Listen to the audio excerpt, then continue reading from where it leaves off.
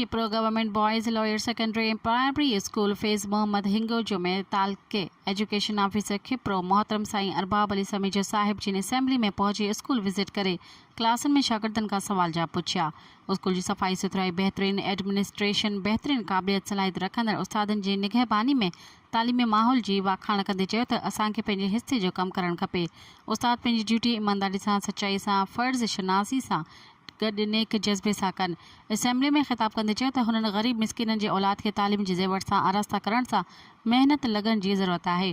School जे इंतिज़ामिया मामले जो जाइज़ो वठंदे हुन चयो त हिन स्कूल जे शागिर्दनि जी तादाद पढ़ाई ॾिसी दिलि ख़ुशि थी आहे।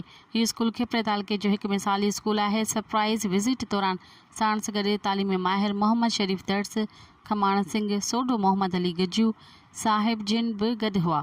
मज़ीद ख़बरनि ऐं तफ़सीलात लाइ विज़िट कयो असांजी वेबसाइट www.awamiNewsHD.com ऐं ॾिसंदा रहो अवामी न्यूज़ HD।